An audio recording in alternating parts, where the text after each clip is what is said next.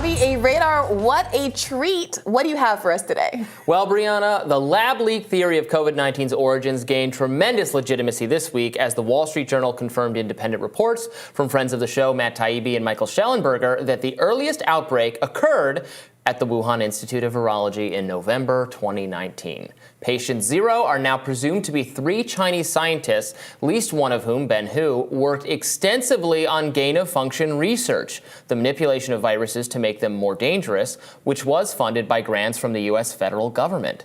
Those cases occurred in November 2019, well before the Hunan wet market outbreak favored by some in the scientific community as the more likely origin story, and they occurred among the very people one would most suspect in the event of a lab accident.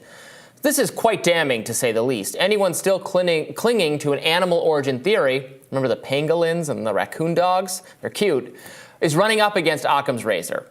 Assuming the intelligence reports are accurate and that Hu and his colleagues did contract the earliest cases of COVID-19, the implications are fairly earth-shattering. Let's be frank. This would mean that substandard safety protocols at the Wuhan lab probably unleashed a killer pathogen on the rest of the planet, and the Chinese government attempted to cover it up.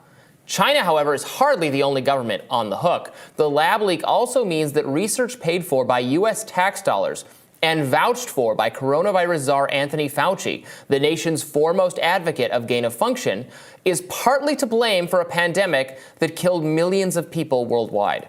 Fauci, the very person tasked with leading the U.S. response to COVID-19, was in charge of the government agency that gave Hu the gain-of-function research initially sickened, the researcher who got sick with COVID first, millions of dollars to experiment with bat coronaviruses. Information on the central role played by Fauci's National Institute of Allergy and Infectious Diseases was made public by the White Coat Waste Project, a watchdog group that uses public records requests to scrutinize federal funding of science. The journal cited the organization's work, writing that it confirmed Hu's receipt of U.S. funds. We interviewed a member of that group on the show yesterday, so please go watch that. Now, concerns about the potential for catastrophic harm. The Obama administration had actually paused federal funding of gain-of-function research in 2014. Now, in late 2022, Fauci sat for a 7-hour deposition admitting that exceptions had been made for gain-of-function research deemed vital to government scientists. And in any case, the pause ended in 2017. Meanwhile, numerous authorities, including the U.S. Embassy in Beijing, have raised concerns about negligence at the Wuhan lab over the years. Vanity Fair and ProPublica described the lab as a biocomplex in crisis. Well, this sounds like a recipe for disaster. Here we are. The confirmation of the lab leak theory would also mean that all the mainstream journalists, establishment scientists, social media moderators who derided its adherents as racist conspiracy theorists were stunningly, humiliatingly wrong. This should serve as a potent lesson to all the entities, many of them state-funded, by the way, that have made policing alleged misinformation their seminal issue. The misinformation cops probably got this one really, really wrong. Now, said cops include some of the most influential voices in the scientific community and expert commentariat. The New York Times lead coronavirus reporter, Apurva Mandavili, previously described the lab leak theory as having racist roots. CNN medical analyst Leanna Wen lamented the theory's likelihood of inspiring anti-Chinese animus. Others in the media called lab leak a fringe conspiracy. Vaccine scientist Peter Hotez, who has recently feuded with Joe Rogan over Hotez's refusal or unwillingness to debate RFK Jr. on vaccines, well, he criticized Jon Stewart for daring to raise the issue in a kind of joking, serious but joking manner on an episode of Stephen Colbert's show. Let's watch.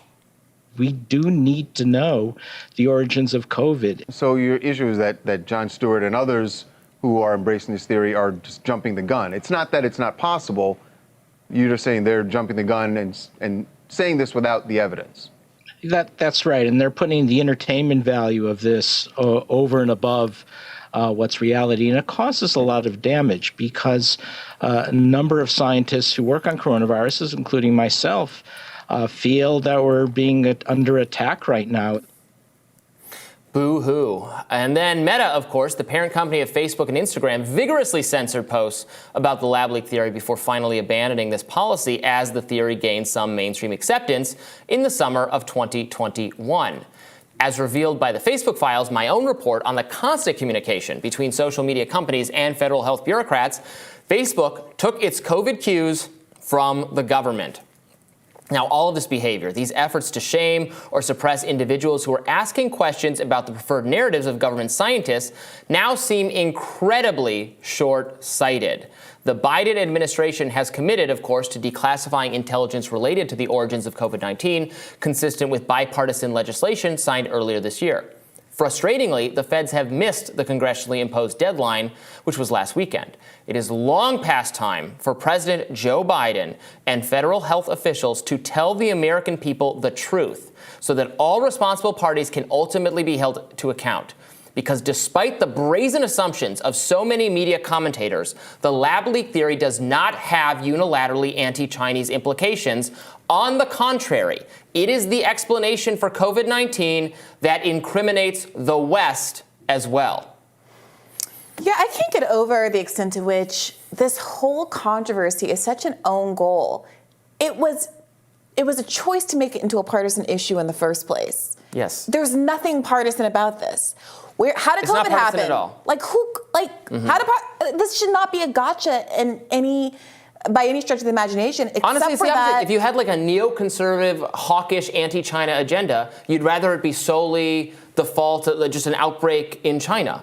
Sure. I mean, sure. But the point I'm trying to make is that the Democrats, by choosing to weirdly, emotionally, and politically invest themselves in natural origin theory for years, and specifically call people who are even willing to discuss lab leak theory kooks and loons. I remember covering this shortly after I started my own podcast in like the spring of 2021, and the idea of having an expert on to even talk about an article he just written in The Guardian about lab leak theory was considered deeply controversial when it should not have been that case at all. And so now I'm still seeing people on the internet, on Twitter, kind of resisting the new reporting that's coming out, even as it's being confirmed by the same kind of mainstream corporate sources that they typically like and support. And it's bizarre. Just at any point in this, you could just say, oh, well, I guess I was wrong, moving on. But the doubling down is really something to watch. Right. It's for some reason, and you're exactly right that it didn't need to be like this at all. This is a choice. But people are so bought into their framing. People like Peter Hotez, who we played that clip, who's, again, it was someone, I've seen his face on television. I couldn't have told you what his name was before this week. He's one of many, libbish, mainstream, COVID talking head type people. But he's been in the news a lot this week because he has been on Joe Rogan, and they wanted to have this debate on vaccines because he's been so for vaccines. And he's come under criticism for kind of shirking that debate. And then he said, I'm being harassed, I'm being stalked, I'm being attacked. In very much, you're attacking science if you're attacking me kind of language. And then you see in that clip where he's talking about the lab leak theory, it's wrong to joke about this or raise this question because it's an attack on science and it's making scientists' job harder. And what is this priesthood? Exactly. And he's devaluing science and the authority of people like him. Yeah. It's not just that he said, it's whatever he said about Jon Stewart. He also said there was no lab leak. It was all made up BS.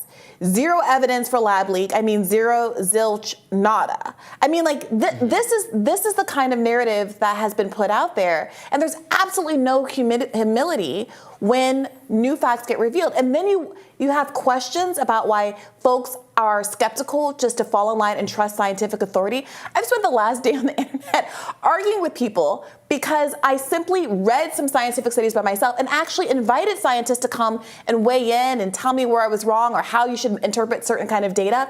And when you ask them specific questions, that so often what you hear is this: well, so-and-so is an anti-vaxxer. Not right. They are misreading this study, or they are cherry-picking studies, and here are 10 other studies or a survey of studies that demonstrate that one study was disproven because here's the science. They're never talking about science. They speak in these broad, conclusive statements that are begging you just to trust them and their authority, and not the words that actual scientists have written on the page.